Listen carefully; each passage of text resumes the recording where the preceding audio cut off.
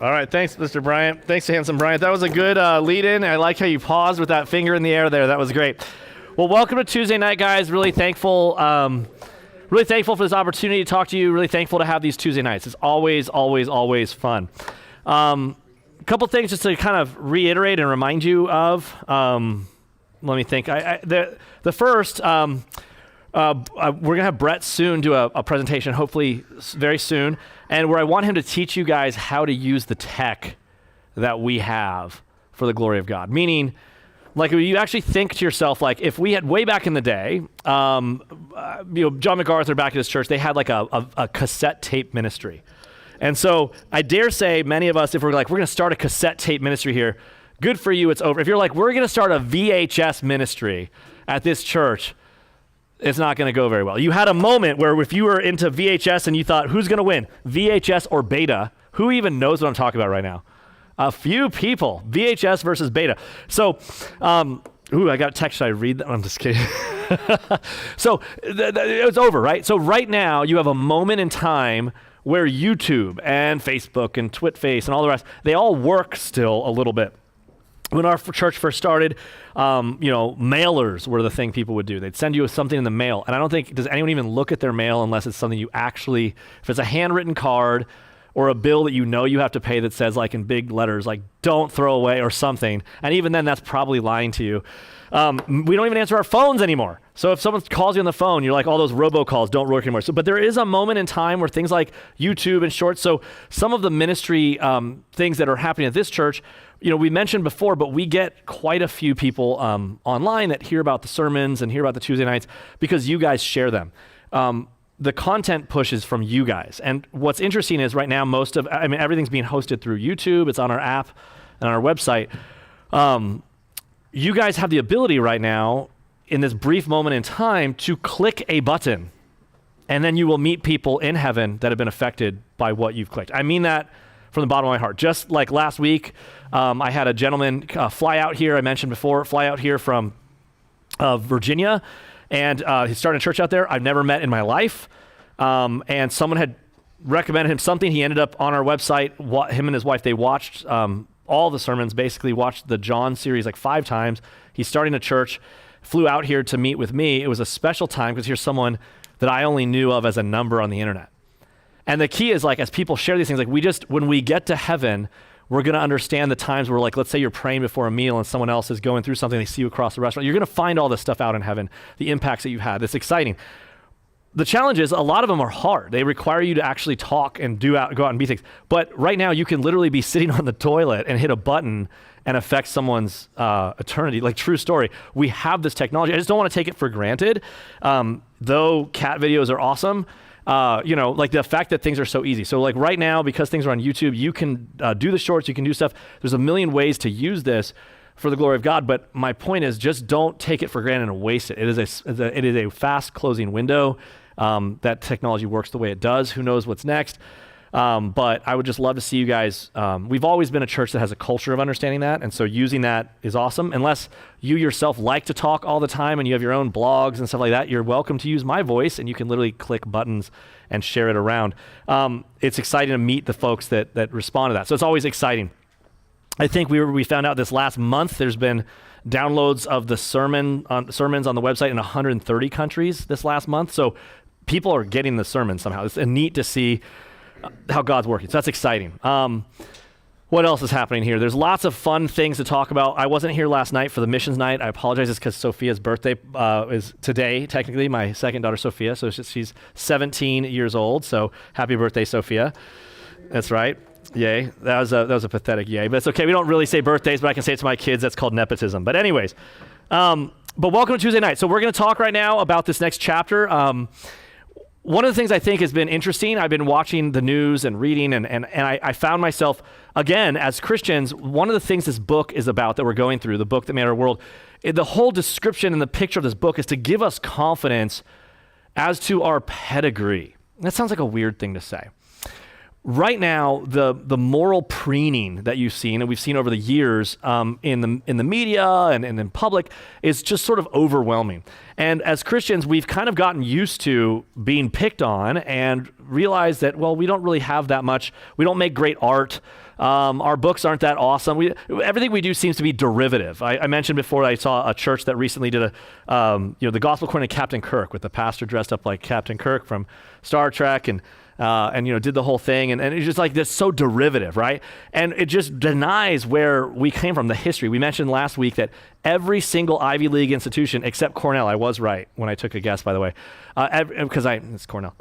But every Ivy institution except Cornell was started as a Bible school. Every single one, without fail. And so you watch, like, that's why we have the university system. That has been now totally corrupted, but that's where it came from, is the Bible. So this book, understanding where it came from, why do we say this? Is it just so we can be like, rah, rah, we're the best? No, our culture is insane. It is not going to become less insane in any time soon. It is very insane. We literally have people right now that are marching to celebrate terrorists. That's where we are, right? The Women's March was started by a woman that wears a hijab. Where are we right now? Like, we're in a moment of real insanity. And we talked about this through Francis Schaeffer. We talked about how we got here. But what we haven't spent time on is talking about where we came from as Christians. And by going back and reminding ourselves of this, I'm hoping, as I remind us constantly, that the opportunity to share the gospel, the opportunity to make disciples, is also an opportunity to recast and to re-up our investment in the arts and in the science and these things. Like, Christians are the ones that can think. Christians are the ones that can articulate. Christians are the ones that can debate and disagree. By the way, the best fights and arguments you should ever have is with Christians. What do I mean by that? Like, non-Christians, like, when you take the Bible away, you go out into like sort of the pagan world, disagreements are basically this. I know how to be offended. I know how to parrot echo chamber things. I know how to be aghast and then to accuse you ad hominem. I know how to do ad hominems. I know how to do all those things. But the idea that I can make an argument and you can make an argument and we could disagree cordially and then come together, that's just something that relies on the fact that there is such a thing as truth, that the person, that people are made in God's image. There's all these beautiful things. So our debates should be better. Our science should be better. That's kind of what this book is getting to, and trying to get us to understand these things so that we wouldn't be cowed as we go forward. So let me say a quick prayer. This is a fun one tonight. So God bless this book as we're going through it. Help me to have the words to say and let them be understood. And we praise you in Jesus' name. Amen. All right, so tonight we're talking about science. And so what we're dealing with right now is not where did it came from, but what promoted it ultimately, right? What's its source? And this is a really fascinating thing. I want to reiterate that this book is audacious. The things that we're saying are audacious. And I don't want you to be like, whatever, it's just okay. Like, the things it's saying are a big, big deal. But the thing is, most of the time people say audacious things, they can't back it up. The things this book says are basic knowledge that we just don't know about. In other words, the narratives that we hear, the narratives that we've been told, that we're constantly told, are narratives that go against the things that we're saying in this book. But it's not because they're hard to find out. Like, that's kind of the thing that's the issue right now all over the place. We see this in our media constantly, where people have narratives and they don't want to say the thing that doesn't fit the narrative. And so we're used to that. Well, that's the same thing that's gone on up to this point, where we are right now understanding how Christianity deals with science. Again, we just came through the moment where Anthony Fauci said, I am science. I am the science, right? Like, that's a big statement, right? So, I guess this is how science came from Anthony Fauci. Like, what do we mean? What are we saying here? We came from a moment recently where science seemed to be the thing claimed by atheism. And I've said before that without a Christian worldview, science becomes basically shaman in lab coats. Okay, we don't have the same sort of undergirding and presuppositions that allow us to actually do real science. And so that means that things like debate and discussion and discovery are mixed. And so what you're going to see today is, as Christianity has left the common worldview, is that many people are still going to be in the fields of sciences, but you're going to notice politics taking a bigger and bigger role in those sciences. You're going to see power plays taking a bigger and bigger role in those sciences in a way they never have before. And you're going to notice that science seems a lot like propaganda. Science might sound a lot like myth making. I mean, and that change is jarring if you're older than like 5 years old. Right? I mean, so that's the thing. So let's go around. He goes, around the time I was born, this guy says he was in India. He says, my parents bought a farm about 50 miles northwest of the diamond mines of Panna. My cousin, uncle, brother, and I, and then my father farmed it for nearly 40 years. And none of us, however, tried to dig for diamonds. Why not? Because no one ever found such wealth in our district. People only toil for treasures if they believe that such a labor might lead to rich rewards. Faith makes a difference. When he says this, I just don't want to miss it. What he's talking about is motivation. If you lived here and you heard through the grapevine, if you were just in your backyard and you're hanging out and playing catch with your kids or something, and I don't know, they throw the ball and it hits a branch off a tree, the tree branch falls, and a little bit of like black oil just starts squirting down the ground, you might be prone to think, hey, I wonder where I live, like what's underneath me. I wonder if there's a thing, like you could make a lot of money perhaps from that. Or if someone did this thing, you saw a little glittering diamond, you're like, I think I might go dig around and see what else I might find. But none of us are in the backyard thinking, I wonder if there's dinosaur bones in my backyard. Let's go dig it up and see. Like if you do that, you're just a weird person. Like you ever don't show like maybe there's dinosaur bones. Like, I bet there's a hidden treasure. Like the children do that for pretend, but there's nothing motivating you to do so, right? I mean, that's kind of the idea. And that's what he's talking about. He says the culture may have capable individuals, but they don't look for laws of nature if they believe that nature is enchanted and ruled by millions of little deities like a rain god, a river goddess, or a rat diva, right? If the planets themselves are gods, then why should they follow established laws? Cultures that worship nature often use magic to manipulate the unseen powers governing nature. They don't develop science and technology to establish dominion over nature. Some magic may seem to work, but magicians don't seek a systematic, coherent understanding of nature. Well, before you go on, what he's dealing with is the thing we talked about before from Peter Jones, which is basically oneism and twoism. And essentially, oneism and twoism. So the oneism is that everything is in this story. So this is the material world, people, and God himself. Everything's in this. It's one. And if that's the case, then when you study everything, it's sort of mixed together. So the opposites all mixed together, it's all the same. But when we recognize that there is a material created world and God made it, but God is not the same as it, that this world has rules and laws and things to discover. The difference between these things, this is what motivates science. This means that why does that ball come flying at my face? Someone threw it or something. Every effect has a cause. Everything that began to exist has a cause. So every effect has a cause exists here. Every effect has a cause. But over here, what's the cause? I don't know. God could just do it. Why did the quarter fall in the air? I mean, in fact, that was the whole thing of Malcolm in Jurassic World. Like, maybe the quarter won't come back down. Right? Chaos theory. Maybe the quarter won't come back down. Like, it's smuggling into the science a bit of smuggling into the science a little paganism here. He's like, science doesn't obey laws.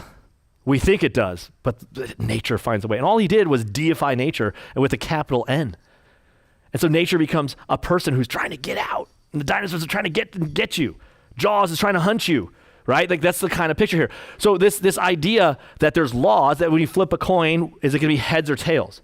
Most of us would say that's a reasonable assumption. Is the coin heads or tails, right? Why do we assume that? Well, because there's two sides to the coin. We're like, no, there's actually three.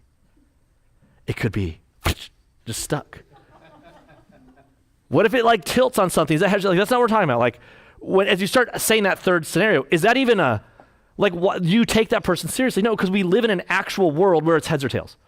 As you know, with enough tries though, sometimes it might land like this. Like, okay, if that's the world we want to play, like we could do that, right?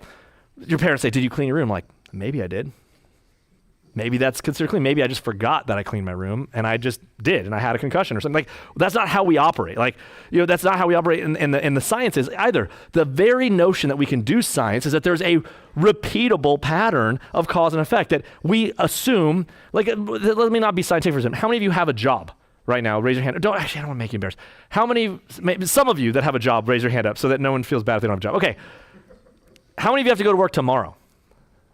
Oh, really? How do you know that? How do you know they didn't fire you? How do you know they even like you anymore? How do you know that you come in there? You just assume. You're just assuming that you have a job, that you should show up. Like, you don't have confirmation. Maybe you should in the morning call up and make sure, do you guys still have a job here? Why are you asking me that? Of course you have a job. Like, I just want to make sure. That's an annoying person. Like, we assume a consistency with things unless something else changes. Like, you would assume that if I lost my job, they'd say something otherwise, right? Like, they would tell you a note. You don't just be like, I wonder if I have a job. I don't just show up at random places like, maybe I have a job here. You know? I mean, I guess I could, but like the idea of the scientific method assumes an order to things, which requires a mechanisticness to things. That there's order behind it, which means we now are free to discover those things. This book doesn't go deep enough into this. We've covered this. I've taught this for a long time.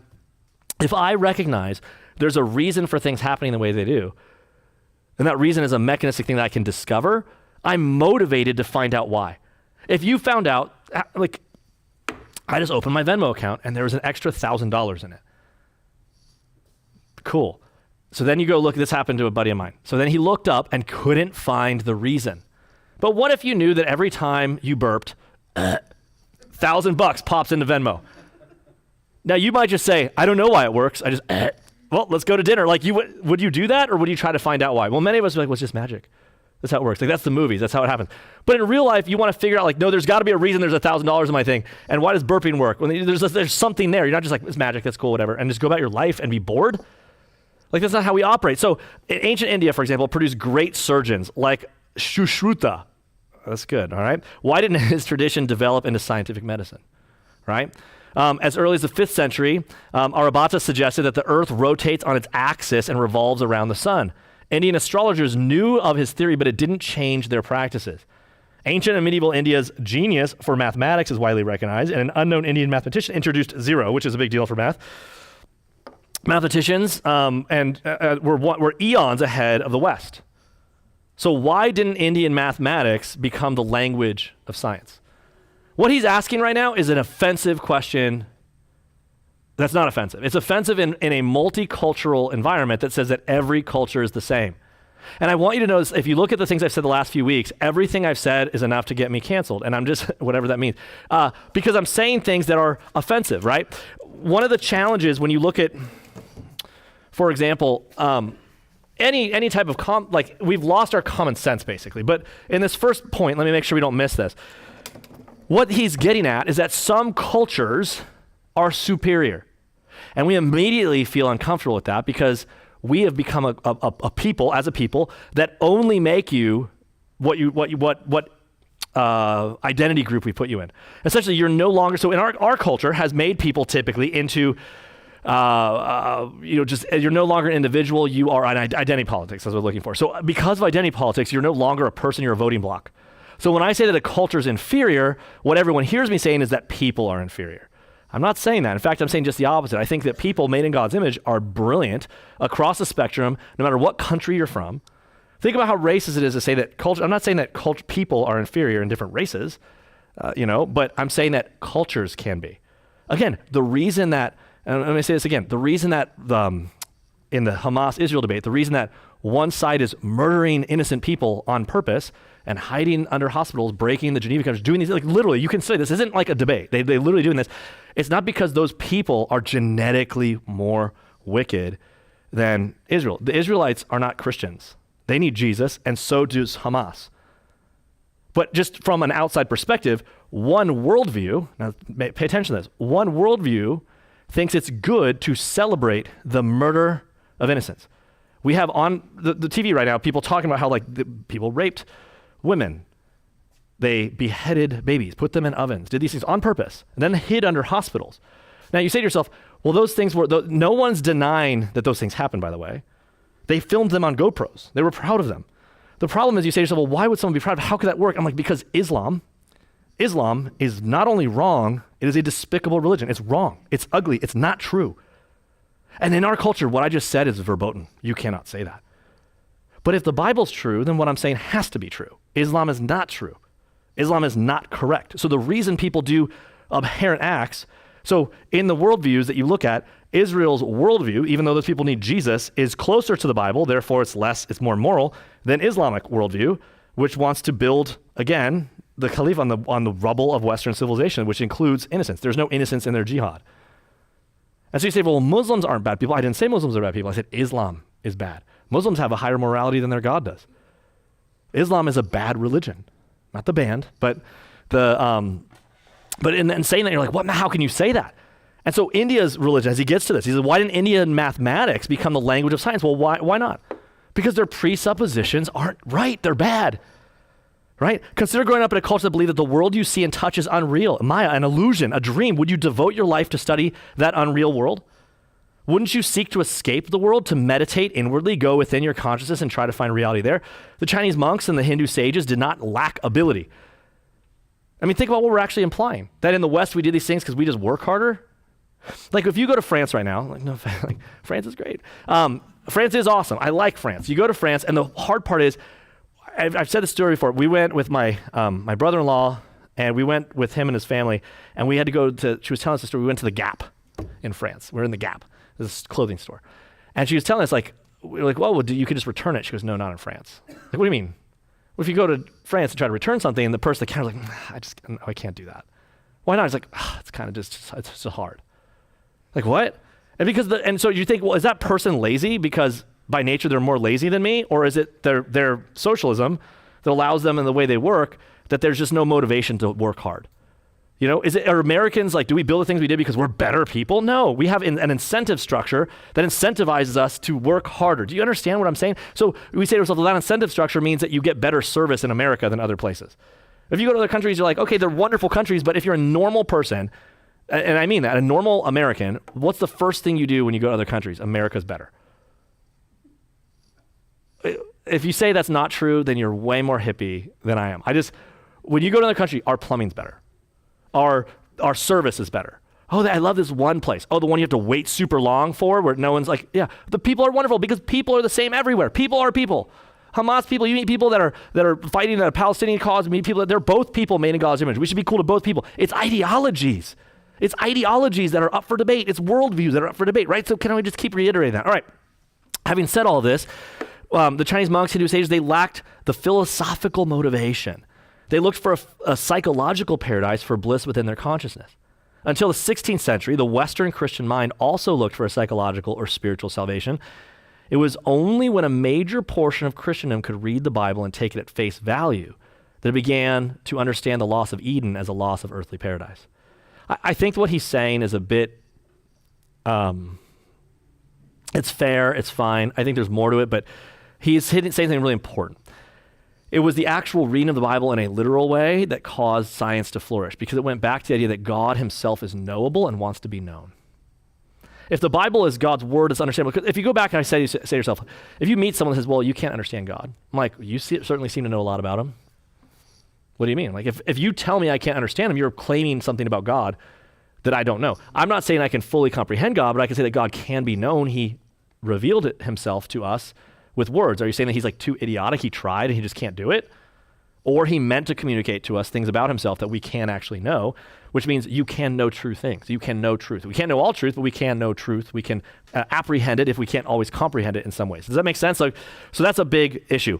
The West's passion for science began when the Bible inspired Christians to devote their lives to recovering God's forgotten mandate for humans to take dominion over nature. I think that's the statement. I would say that's fine what he says. I think more importantly, as we understood creation as being distinct from God, the oneism, twoism I talked about, I think that's the real driver when you study the data of how the Christian worldview affects nature. But one other issue I would say is that the Bible describes us and calls us and asks us and commands us to worship the Lord our God with our heart, soul, mind, and strength. And it's interesting. We'll get into this. I want to cover this again. You could say to yourself, well, why didn't like the Jews invent science? Why didn't the Jews do science? Because they have the same creation story that we have, if Genesis is the case. That's just a real question we should ask ourselves, right? Like, the Tanakh has Genesis, right? We see it, so like, isn't that enough?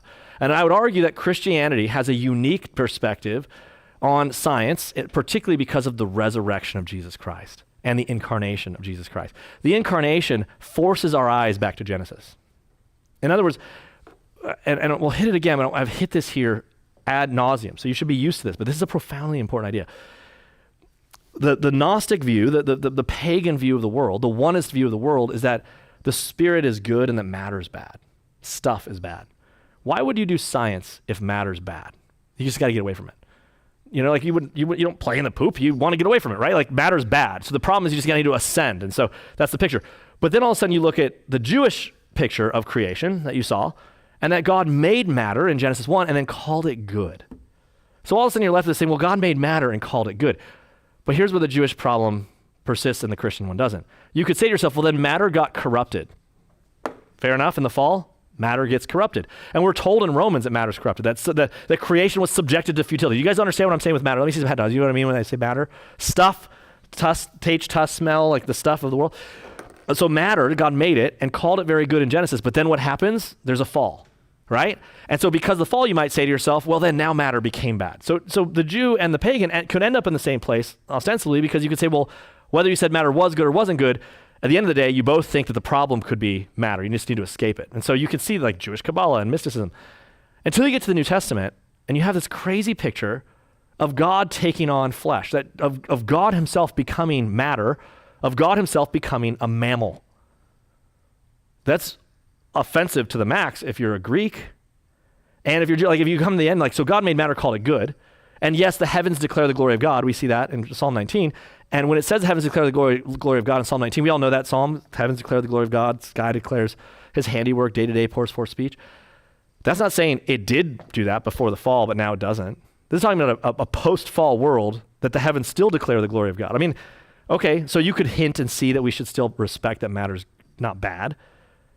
But it's when God becomes a mammal, becomes matter, all of a sudden we're forced to accept that the stuff of this world isn't worthless. But then you could say, well, yeah, but then Jesus dies on a cross and ascends. And so that's why for the Muslim, they say, well, no, Jesus didn't really die on a cross. It was Judas in his place, right? The other views try to militate against the idea that Jesus himself dies on a cross because they don't want to admit to the resurrection. What we have is a resurrection. So here's the scandal upon scandals. God made matter, called it good. But then that matter, we could say, fell in some way. Then God became a mammal. Oh, that's kind of scandalous. But then he was killed, which shows that matter really is bad. But then he came back as matter, and it says that he's the firstborn among many brothers. In other words, the whole picture of the Bible, in one sense of the resurrection, is not just proving that that we're saved, but that we're going to be given glorified bodies, matter, that we're going to have glorified bodies in some way that are superior to even the ones we have now. And so that reiterates that the stuff of the world, the movement, the bodies, Romans 12, worship, with our bodies as living sacrifice, which are spiritual worship, that body matters. So all of a sudden, guess what that means? That means science matters.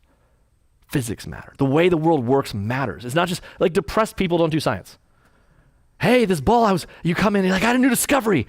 I threw the ball in the air and it fell, and then this other thing happened, and you're like, whatever. Eeyore, he's like, well, everything, like Ecclesiastes, everything will be as it was. It will return again to the cycles. The wheel of time turns, and it's like really cool. Great. I'm super motivated. But if all of a sudden you're like, it matters, that's why I said to you a few weeks ago, I said, like, because of the resurrection, not only that, but like the discoveries and the things we do matter, like stuff matters, our things matter, science matters. I want to know why things work. I'm worshiping God who made matter with my heart, soul, mind, and strength. So that's the real motivator for science, like what I just described. That's the true ultimate motivator. So when he says it's dominion of nations, fine, but during the 20th century, science became increasingly intertwined with technology and industries. However, until the 19th century, science was natural philosophy or natural history, a subdivision of theology. Listen to what we just said. Until the 19th century. Think about that. How long ago was 19th century? Not that long ago in the scheme of history. Right? We're 21st century. It's not that big of a deal. Like for most of human history, when we think about what? Natural philosophy, natural history, they were subdivisions of theology. Theology is the study of God. Let me say this again so you don't miss this. Theology is the study of God. All right, that's a study of God. And so a subdivision of this would be what? Natural history. Is that what I said? And what else? Natural history and natural philosophy, right? And natural philosophy. These would be subdivisions of theology. If you take this away, now you have the Natural History Museum without God. You have anything you can come up with without God. But if you see it as a subset, this is how it's always been. It's only been, again, just like the way the universities are now, just like where we are, the 60s were a picture of where we're going. It was to cut off our presuppositions, our Christian presuppositions, and what you're left with is a natural theology that's not under theology, but it's under something.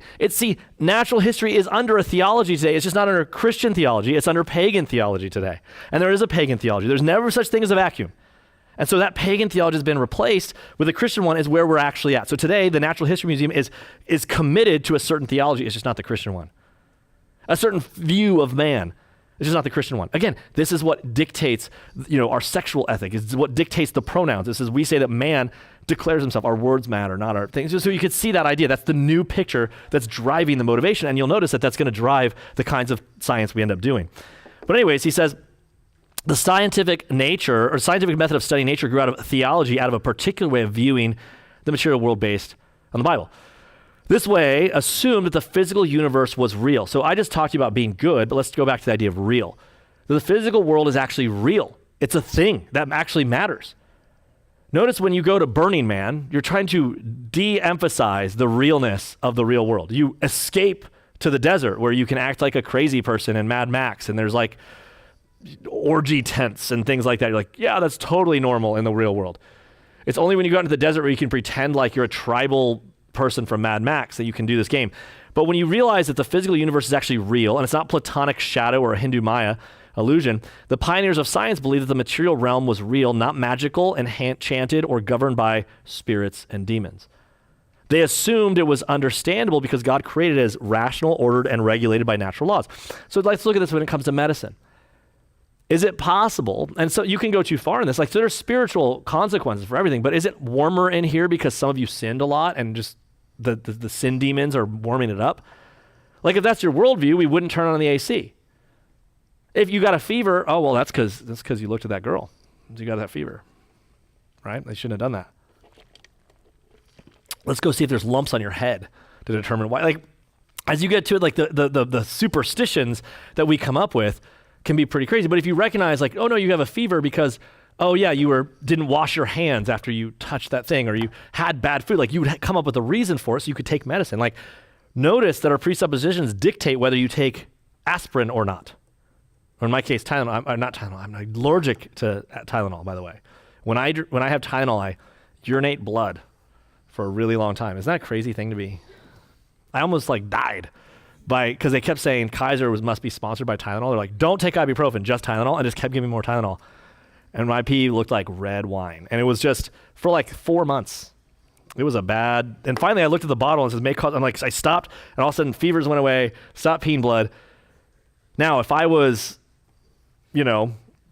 Platonic, Hindu, whatever, I'd be like, I'm peeing blood because of my ancestors. I must have murdered someone.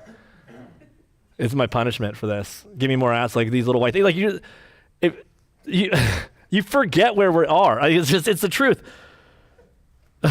They assumed it was understandable because God created as rational, ordered, and regulated by natural laws. Those pioneers invested their time, effort, resources, and their lives studying the physical universe because they believed that God created good. We sent rockets to the moon because of math. Cause and effect, like things like this, amazing. It was not the creation of a malevolent deity to entrap pure souls in impure matter. The scientific pursuit started with the assumption that people were created as stewards of creation, not that fate or gods bound human beings. Right? By understanding nature, we could manage and control it to the benefit our future and us. So, interestingly enough, in the secular age, we mystified the methodology. So, I've essentially covered all this. I've given myself the freedom to kind of riff a little bit because I've covered this for so many years. I feel comfortable with this. One of the things about science is the scientific methodology is important. So scientific method. So let's get away from this for a second. What the key when we talk about science is not, so I was at Universal Studios yesterday. Science is not Harry Potter. You might look like you're doing Harry Potter in science because they have beakers, right? They go in and they're like, Shalakazam, and they have they're pouring potions. Pouring potions is not science. Science is not potion building. I mean, I remember back in the old Smurfs, like Azrael, was it the cat or the bad guy? They have the potions. That's not science, right? When you see this, science ultimately is a method, a methodology, right? Of observation, repeatability. It's a methodology. And so science is a methodology, a repeatable step of things you can do to determine cause and effect, essentially. That's what it is. What's happened, though, is in our attempt to divorce the reason from this methodology from its source, which is Christianity, we've grown up with our cartoons and pictures of the methodology itself being mystical. And so, for example, you see this all the time. How many of you know computers a little bit? Raise your hands up. Okay, so when you see in movies from the 90s, the computer nerd always just gets on the computer and they're always like, let me check this out. And they're just typing like, what in the world are they typing? And then they give you an answer. What computer program do they have? Oh, let me just check this out. I'll just check the cameras over there. Oh, I can just hack into this thing. Like, oh, well, they're a hacker. So how do you explain it? They're a hacker. So what we really just did is made a movie about magicians, and instead of wands, we gave them a keyboard. And we're like, yeah, that's right. That's what we did. We're like, okay, so it wasn't a movie about that. So we don't like the real movie. I like the wizard movie with computers instead of Harry Potter wands and stuff. But that's basically what we've done. So you mystify it, and you basically try to keep pushing paganism. The weird revolution is that we've had a society that did a methodology, and as soon as you get rid of the Christianity, it's like the pagan worldview has been pushing against it so hard for so long that just for a small blip in human history, we have this thing called the West. And it's hated. It's vehemently hated by everybody. And eventually it's going to be hated by everyone that's not a Christian, essentially. That's ultimately what we're going to see. But regardless, let me keep going. He says, they assumed it was rational order, okay, but they also believed it was good. And so I covered this. The scientific outlook was born in a critique of Aristotelian rationalism. The scientific method assumes that human logic does have validity, but it must be subservient to observed facts because man is finite, fallen, and fallible. So scientists don't just say, I saw it, and since I was right last time, I'm probably pretty wise, so I've declared we should do this. That's what we do now. Anthony Fauci, should we have Thanksgiving this year, do you think? Can we open the schools yet? I'm like, why are you asking him? You can look at data. Oh, we're not allowed to anymore. We have a czar that's going to tell you what you can do. And he's already, since he's science, we don't need observed facts and all these things. We have a new guy that's science that can just tell us, thus saith science. And you shall do this. Groundhog Day. Can we come out like look at how we act right now. That we've come so far. It's shocking. So they theorize to explain the world, but for a theory to be scientific, it has to make quantitative predictions that are empirically verifiable or at least falsifiable. So you look at even when we say about global warming, you can love environmentalism, but the way we talk about global warming and climate change is a totally unfalsifiable set of theories. We say, well, it was global warming. Then it got colder. No, it's global cooling. Well, now it's climate change. Well, okay, now it's human-caused climate change. All right, fine. You can maybe show one cause, but at what point do we actually ask actual scientific questions like, you're a climate denier? There is no scientific inquiry that would call anyone a denier. Was Einstein a denier of, what's his name? I mean, you look at the basic science, the whole point of science is questioning. The moment you start calling someone, oh, you're a climate denier. That's not the language of science. That's the language of heresy. That's the language of theology. No scientist, no actual person that cares about science should ever be upset about someone questioning things. Ever. You should love the questions. You should love the skeptics. Science is built on skepticism. Someone says it and you say, prove it. I'd love to. And we say, I can't. You love saying you can't. We are not there anymore. That's so huge.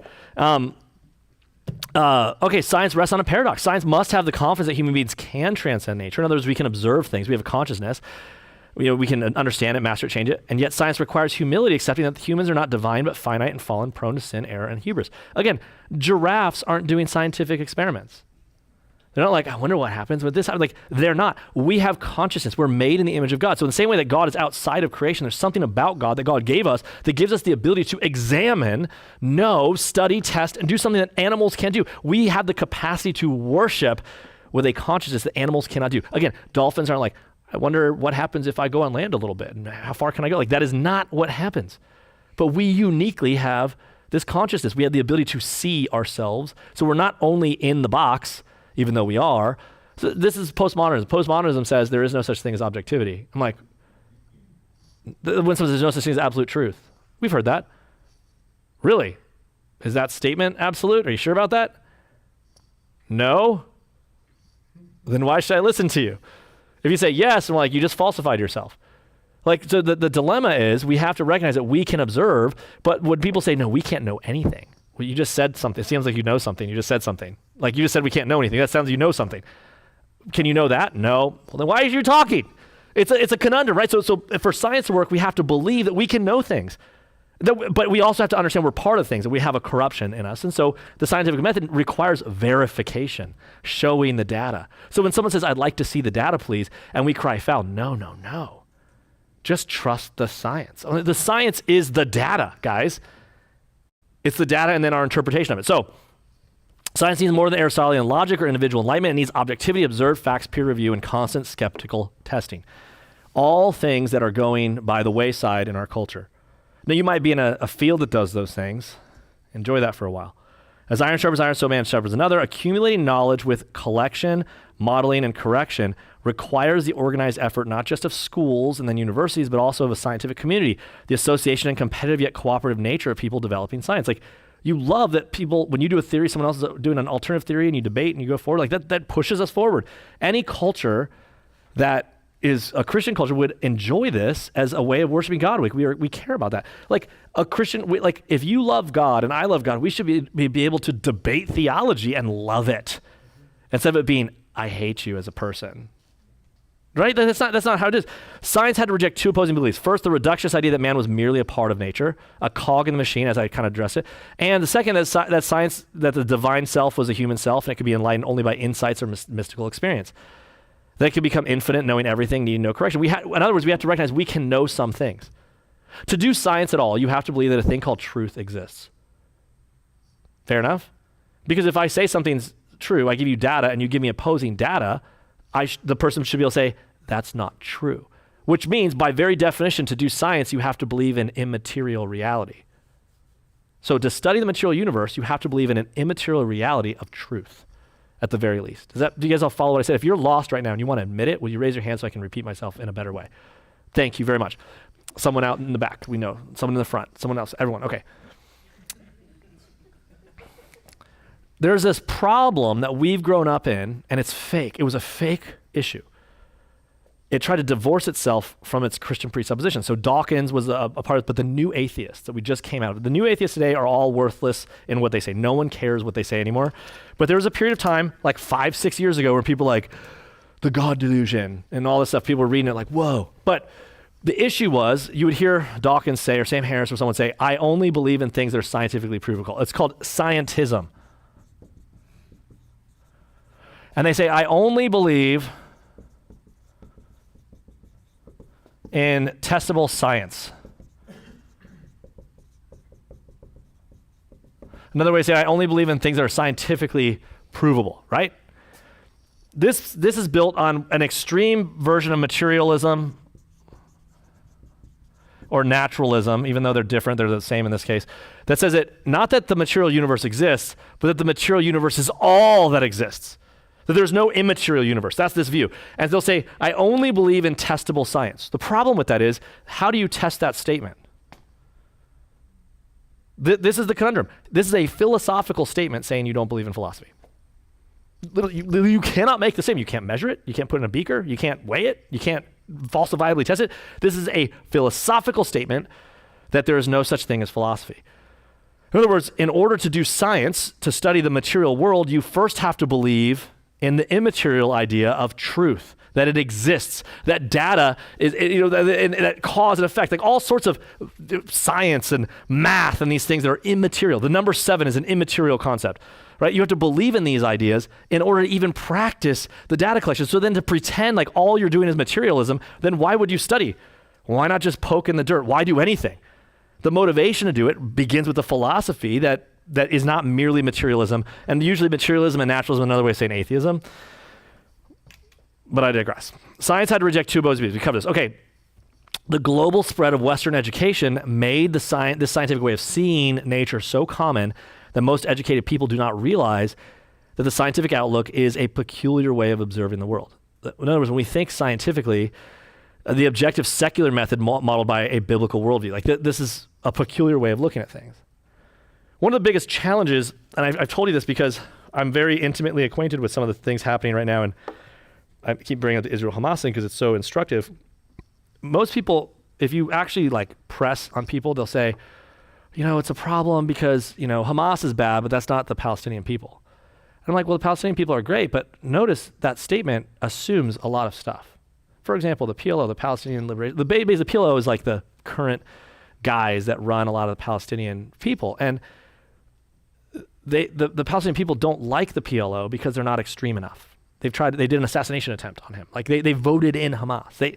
What people forget about is the Palestinians like Hamas. Even though Hamas is like using their own people as human shields and the rest, they want that. Our minds cannot comprehend it. I mean, there's the women that'll talk about, I've had multiple children and I will sacrifice the blood of every single one of those children for the land of Palestine. You're like, well, what she really does care about her children though more. Like, no, she just told you she doesn't. And so we just assume she has to think, we just assume that the Palestinian people are like, they just really wish they could get these like thugs out of office. They voted for them. They want to get rid of the PLO because the PLO hasn't had an election since 2006 because they know they'll like something even crazier. The Islamic worldview hates the West. They hate Jews. And we say, oh no, they don't really actually hate Jews. They tell you that they do. And so, well, why don't we believe them? Well, because we don't. So we must assume that they don't. And that's what's really happening is that they're just, like I could understand if someone had me, like that empathy is like not actually scientific. It's not listening and looking at the data, right? Like it doesn't look at that. Like we think that everyone has our worldview. If I just go into Afghanistan, they'll just, if I go into Iraq, the Iraqis will want a Western democracy. They don't want it. No matter how much you try to get them to study, like, what were they doing? Like gender studies in Afghanistan, like, they literally chase us out. They don't want the gender studies. Like they just don't want that. It's a different set of presuppositions. It's a different worldview. Again, it doesn't mean the people are dumb or not great. It means that their worldview does not have a place for the things that you hold true. And one of those things is the scientific method. You keep watching as we go forward in our society. This perspective is neither natural nor universal or common sense. The scientific method is not common sense. It's a peculiar way of viewing things. Europe did not stumble upon the scientific method through random trial, error, and chance. Some individuals in the ancient world may have looked at nature with a scientific outlook, but their perspective did not become part of their intellectual culture. The scientific perspective flowered in Europe as an outworking of medieval biblical theology nurtured by the church. Theologians pursued science for biblical reasons. Their scientific spirit germinated during the 13th and 14th centuries and blossomed after the 16th century Reformation, after Europe became a more literate place where people could read the Bible themselves and become consciously biblical. And that created a society where people valued the practice of science. Look, we went to the Air and Space Museum the other day, last week, and my youngest daughter, Lucille's 2 years old. And for Halloween, they went trick-or-treating. So for Halloween, they were trick-or-treating or whatever, and she had her cousin's costume from the previous year, which is a little astronaut. So she's a 2-year-old girl with this cute little astronaut costume. It's the cutest thing you've ever seen. So she was an astronaut for that. So then we go like that week later to the Air and Space Museum, which is so fun. And we get to the Air and Space Museum, and so Lucille's walking around. She says, I want to see that plane and that plane. And she like wants to be an astronaut now. And she talks about being an astronaut. She like wants to be an astronaut. She talks about going. I said, what do you like better, the zoo or the planes? She goes, the planes. She loves this. She wants it. She's inspired by it. You know what's interesting? I guarantee you, had she never been to the Air and Space Museum, she'd be like, I want to be an astronaut. If she didn't have the costume and thing, she wouldn't be like, you know what I want to do is fly to the moon in a spaceship. Like, that wouldn't even be one of the options.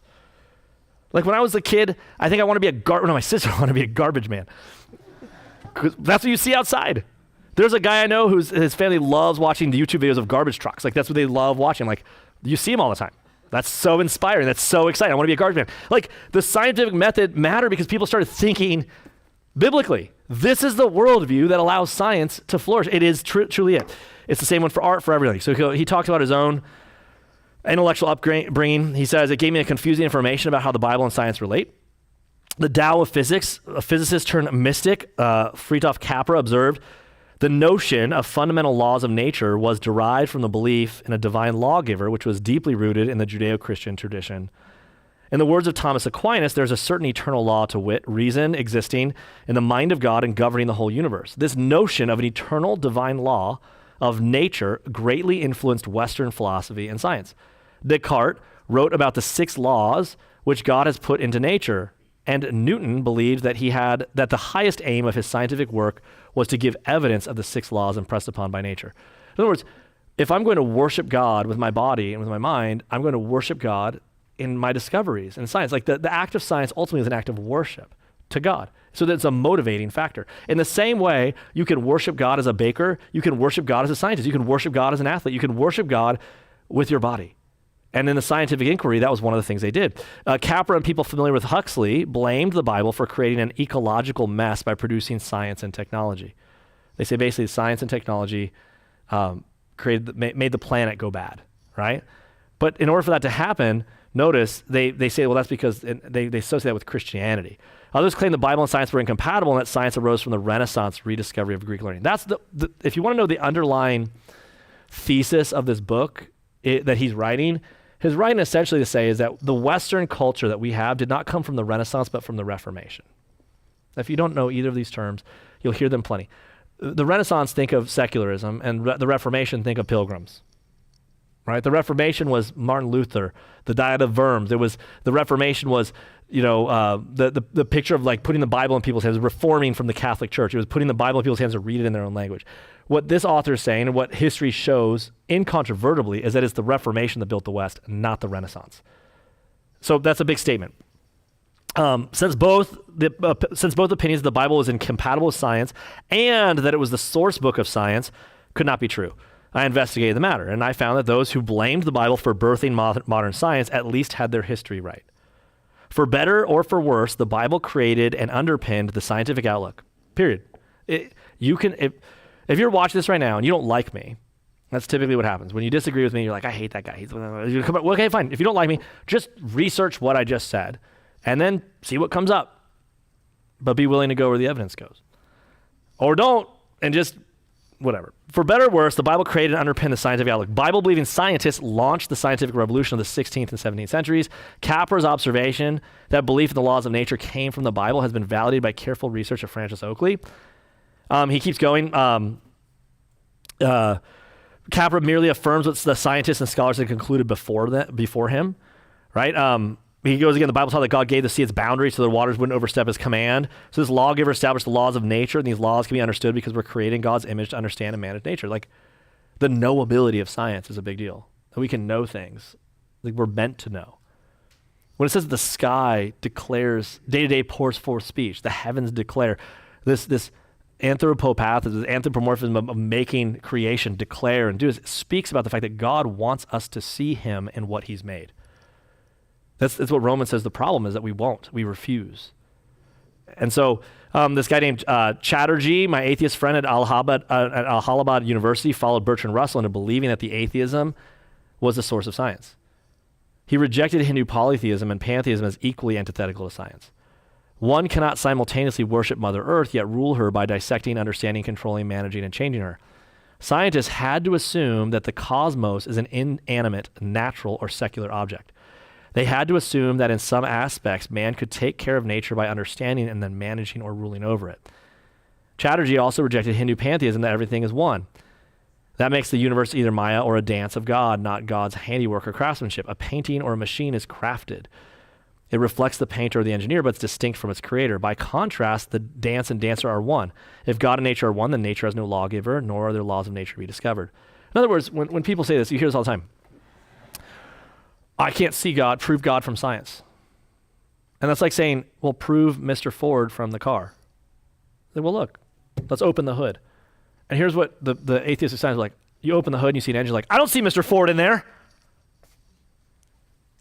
Wow, neither do I. What do you think this is? That's an engine. Where's Mr. Ford? Okay. Like, you see how like this engine is what makes a car runs, right? You're like, yeah, Mr. Ford's not running the car. Like, no one says that. That's a fake argument. Like, the idea that you would look in the natural world for the immaterial God who made everything, who spoke everything existed, is absurd. But you could see his handiwork, certainly. You could see it's designed properly. Like, maybe things look, when people say that evolution is that time plus chance equals the illusion of design, one of the methods that you have to examine is, do you think it's possible things look designed because they are? And if you say no, that it's not possible, then you're not an atheist, you're an anti-theist.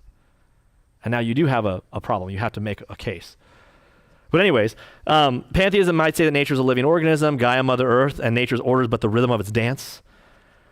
So but Russell's atheism raised a problem. Why didn't China produce science? Some of China's elite prided themselves on following a universal essence or principle called the Tao. Before I was a Christian, I would have called myself a Taoist. I have 2 giant tattoos on my thighs that are Taoist tattoos, a dragon and a tiger, which if you read the I Ching, you're like, oh, the dragon and the tiger. And then I became a Christian the next day after I got the tiger tattoo. It's great. Now I just got a tiger because they're cool. I guess if I'm wearing a Speedo because they're my thighs, but whatever. What a weird thing. It's because I was a rower and I was always wearing rowing shorts and I wanted my opponents to recognize me in the boats and be afraid when they saw the tiger. That was what it was. But anyways, I digress. He says the principle called the Tao. Others believed in yin yang. But again, that's just another form of paganism, pantheism, And so if Russell's atheism was the presupposition of science, then China ought to have developed science before Europe. Right? But though baffled by the gap between his belief and reality, Russell had the chutzpah to assert that since the Chinese civilization did not have the Bible's God who intervenes in nature, its science would soon surpass the West's. Apparently like the aircraft carriers that China supposedly has. First of all, Chinese aircraft carriers are a terrible idea. Where are they going to refuel them? What a silly idea. Anyways, just the idea that his argument is, well, because it's more atheistic, their science will soon surpass the West. I'm like, all right. No one in our university told us that Russell's co-author, listen to this, Alfred North Whitehead, considered his arguments carefully and then shocked Western intellectuals in his Harvard Lowell lectures in 1925. Whitehead declared that Western science had sprung from the Bible's teaching, that the cosmos was the product of the intelligible rationality of a personal being, God. The implication was that personal beings, humans, could understand the cosmos. So Bertrand Russell, that's the big issue here, right? Whitehead elaborated. He says, I do not think, however, that I have even yet brought out the greatest contribution of medievalism to the formation of the scientific movement.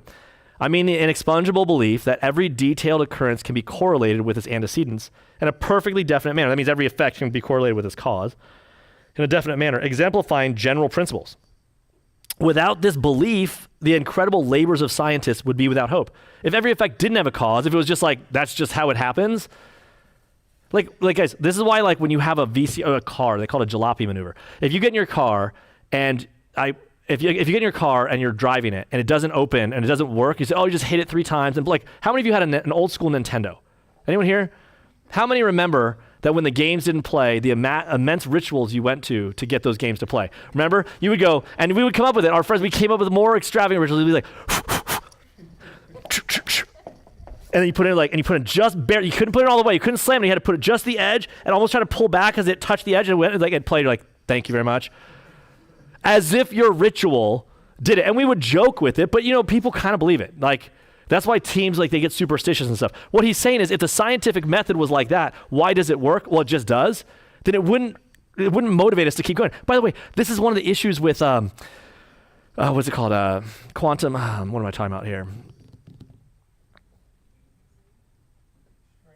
String theory. What's the other one I'm talking about here? Quantum mechanics. Like, because most of it is what's called it's a black box. It's like, why does the formula work? It doesn't matter. You just say this formula works. So you plug this in, you get this out. It's a totally different way of viewing things. If you understand what's going on in information theory, like, it's actually demotivating because you're like, well, this formula works. Why? Well, it just does. Well, that's abracadabra stuff. I mean, that's fine. You can fill in the gaps, but you're not actually, you're not as far as you think you are. Anyways, as we go further, he goes on. He says, it is this instinctive conviction vividly poised before the imagination, which is the motive power of research, that there is a secret which can be unveiled. How has this conviction been so vividly implanted in the European mind? In other words, if you say, well, why does the formula work? Like, let's examine it. Why does this fall? Let's look. Let's see what it is. Think about what he's describing and what you just lived through with people talking to you about climate change or COVID or anything else. Like, shut your mouth. Believe the science. None of that's scientific. It should offend you so much that we live in a moment where the government thinks you're such an idiot, and we kind of are, that we're like, okay, the science. When we compare this tone of thought in Europe with the attitude of other civilizations when left to themselves, there seems but one source of its origin. It must come from the medieval insistence on the rationality of God, conceived as with the personal energy of Jehovah. In other words, the reason we don't question the dictates of a government that tells you don't question the science is because we've lost the presupposition that God exists, that data is knowable, and that you are a person made in his image and can know those things. We've given up. And so we're like, all right, just tell me, magician, what I need to do. So you could go to the doctor, or you could go to the homeopathic person down the street that's going to put peanut butter on you. And if you're a homeopathic guy, I'm not against you. But there's a reason. Some of the stupid stuff we do. But then Western medicine hates it because we're like, well, you sometimes have to get in both sides. Okay, I get it. But like, the West is awesome. We got to remember this too, right? So, you can't only watch Avatar. Whitehead concluded that China failed to develop science because for much of its history, it did not have a firm conviction in an almighty creator. Joseph Needham, a Marxist historian who spent his life investigating Chinese science and civilization, so this is a big deal, he confirmed Whitehead's view. He's like, yeah, China didn't have it, right?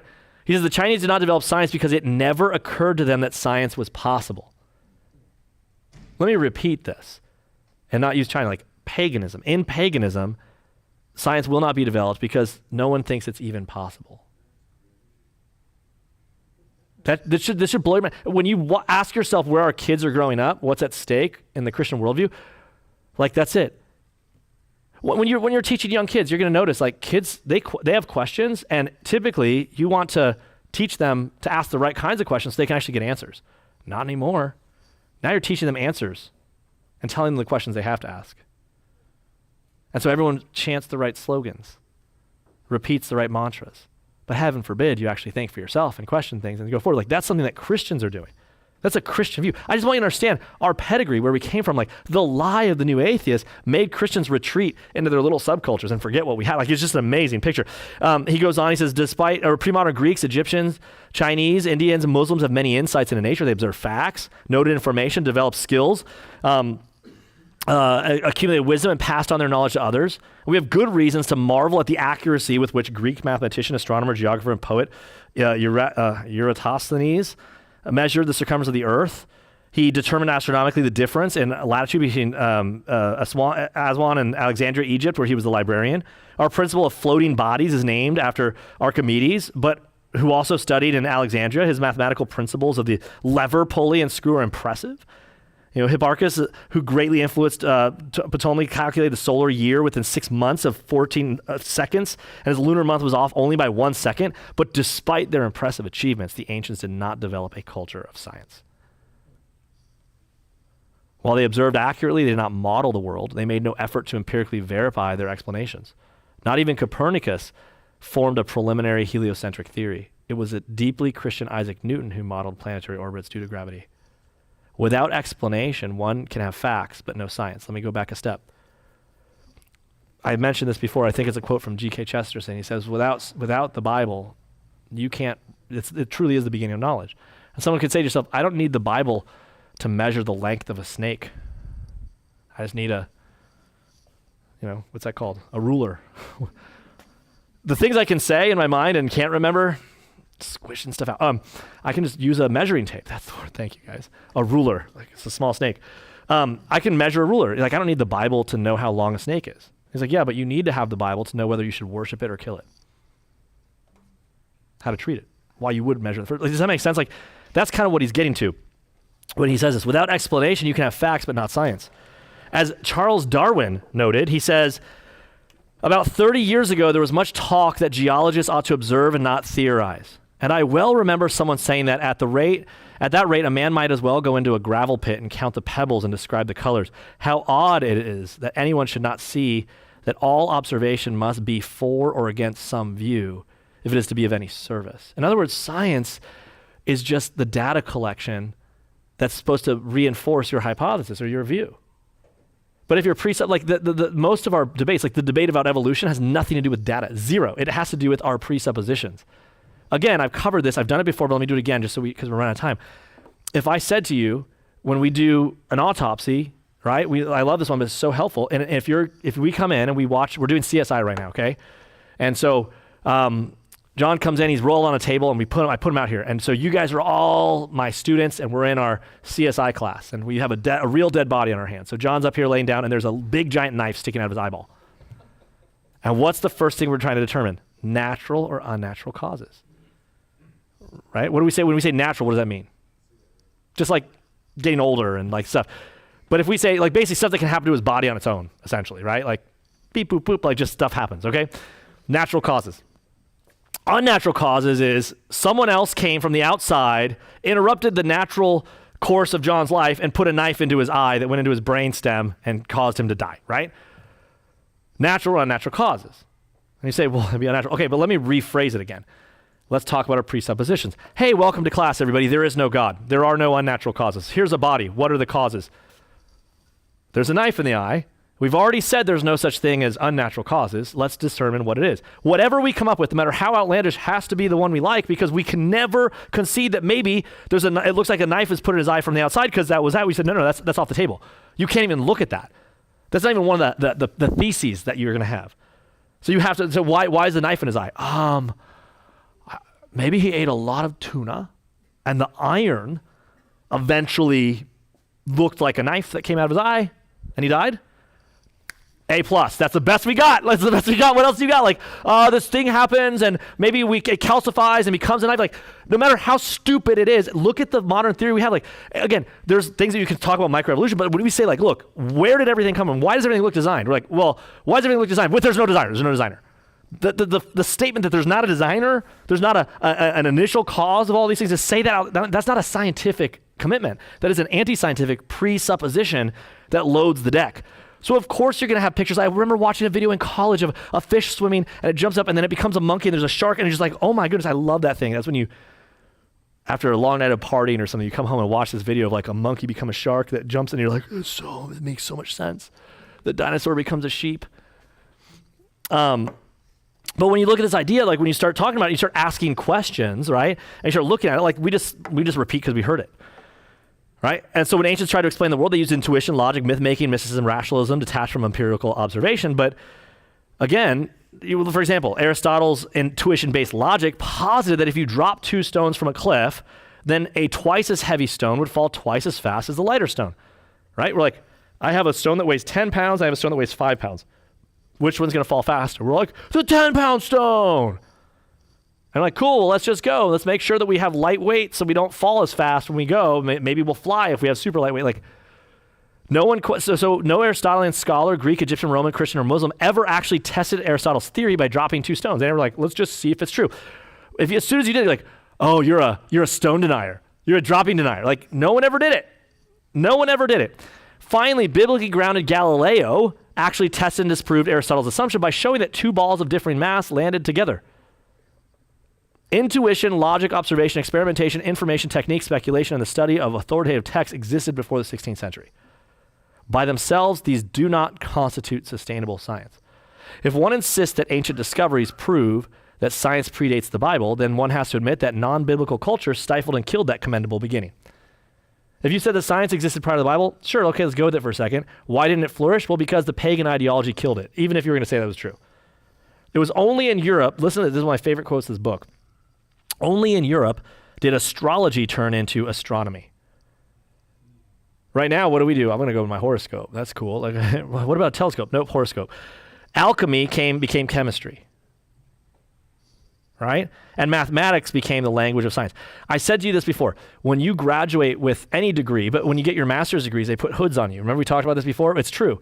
When you wear a gown, when you graduate from SCS, when you graduate and you have a gown, right?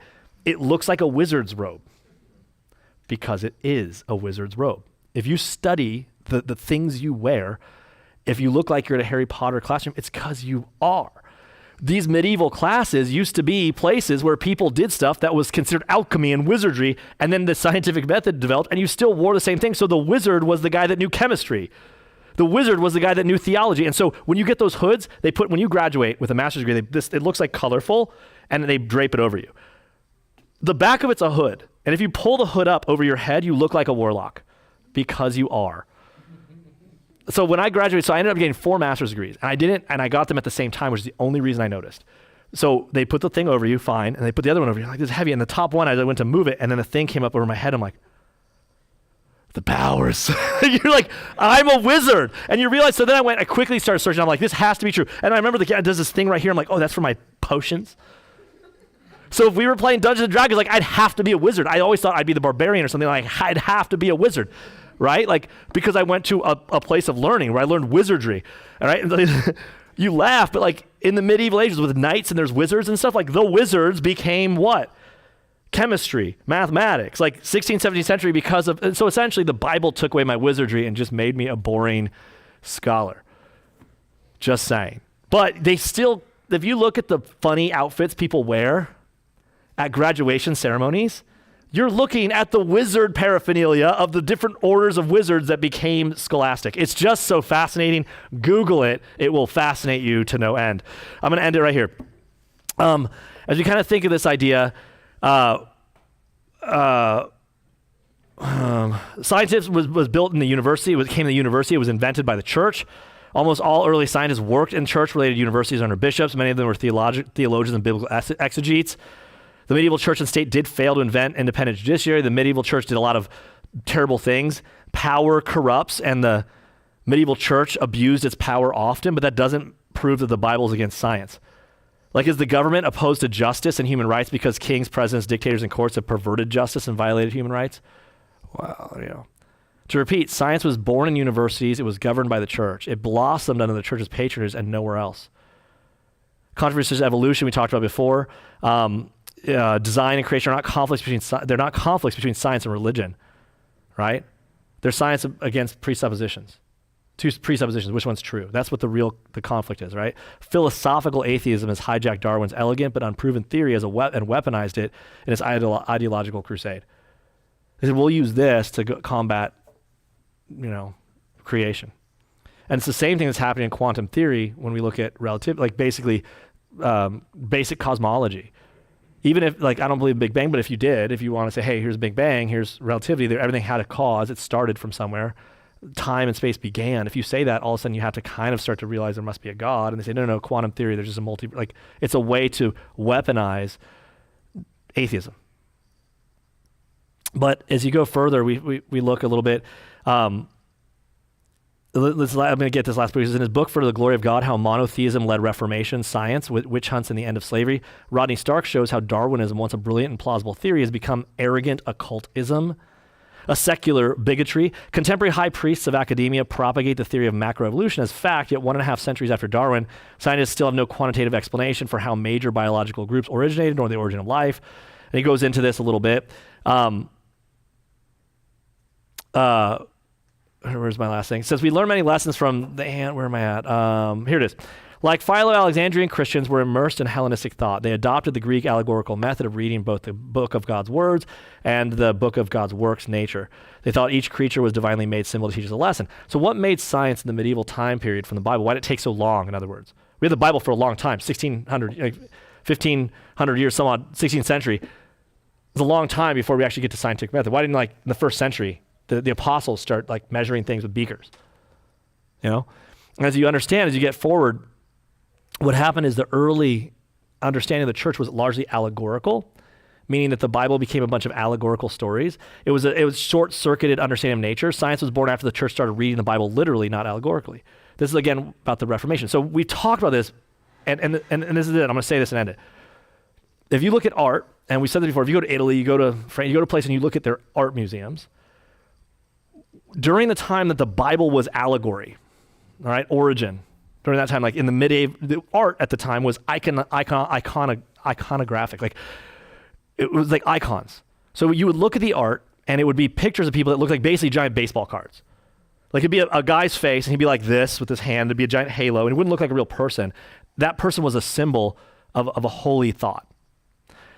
As you see the Renaissance happen, ultimately really the Reformation thinking happen, art started to show people smaller and nature bigger. And part of this, in the Renaissance kind of area, remember they tried to divorce themselves from God. So nature got bigger, man got smaller, and eventually it was just nature without God. So the first painting of just nature by itself, I don't remember what it was. It was 1200 or 1500. It was late. Renaissance period later. So it was 1500. So that's how late it was the first time you see a landscape painted without a person in it. And so what changed our philosophy to start to value nature was a realistic view. And now remember, the Renaissance was an overcorrection. The Reformation was a proper correction where we started to view the world more realistically, where we started to see that the biblical characters were painted like real people. But what Schaeffer talks about is that's a rare thing because nature eats great. And in his argument basically is secularists who see the benefit of the Bible are trying to constantly undermine it. So the Bible basically says the characters in the Bible of history are actual part of real history. So the Mary that actually had Jesus was an actual Mary who actually lived in space and time and history. So art started to reflect that. But then the artist who wouldn't be a believer would try to rebel against this idea. So then he would paint Mary as a young woman. And then finally he'd paint Mary as the king's mistress. And then finally he'd paint Mary as the king's mistress with her breasts exposed. And now you see that grace is dead and they just tried to nature eats grace. That's a separate subject, but the basic idea is that there's been a conflict in ideologies for a long time. And the thing that birthed the West was not the Renaissance idea that man doesn't matter, but the idea that man does matter in a real world, and this history is real history, space and time and history. And that gave us confidence now to search out and to study out things. That's basically the real development of the scientific method, which is why the Reformation, putting the Bible in our hands, is the thing, right? The science was born after the church started reading the Bible literally. Science is dying, even in our churches today, when we read the Bible narcigetically. You just show up to church and hear a Bible that gives you fun, happy talk about how you can have lessons in your life. That's cool. You could do that with Winnie the Pooh as well. Just watch out. for honey pots, y'all. Sometimes you want the honey, but there's bees.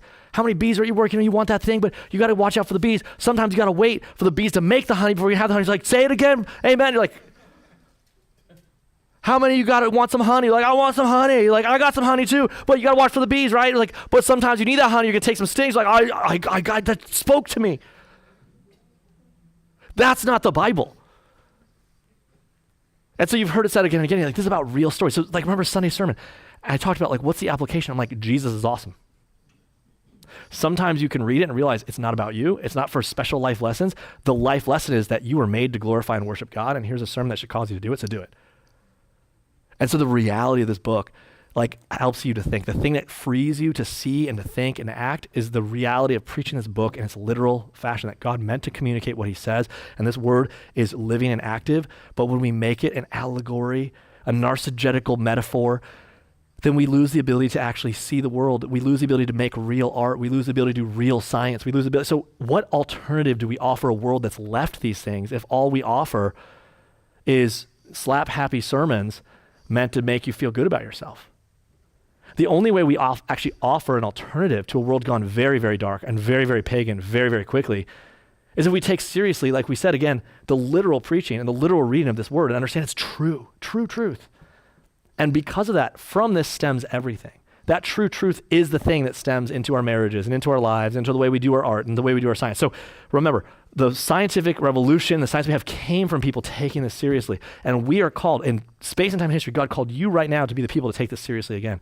God, if you read through the Old Testament, you see that God is a God constantly of reformation and restoration. And constantly you see the Israelites blow it and then he brings them back and they fix it again. And God never loses his patience with them.